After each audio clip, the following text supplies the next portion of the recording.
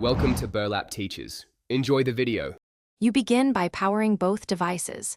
Insert fresh batteries in the Byron doorbell and plug the receiver into mains near the door. Once done, make sure the receiver's LED is steady or blinking as the manual states. That indicates it's in active mode. You should hold the push button access on the bell ready. Now press and hold the receiver's small pairing button for about 3 seconds to enter pairing mode so the units can detect each other. You now perform the core pairing.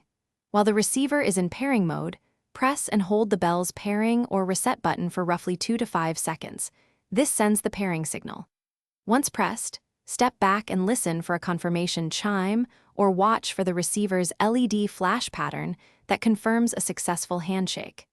Make sure to keep devices within close range while pairing so radio communication is strong, and avoid metal obstructions or active Wi-Fi routers nearby during this step. You finish by testing the setup.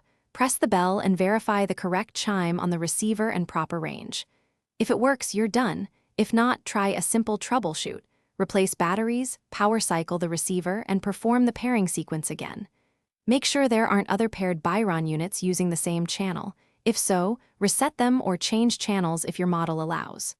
One key tip: if pairing repeatedly fails, move the receiver closer during pairing to rule out range or interference issues.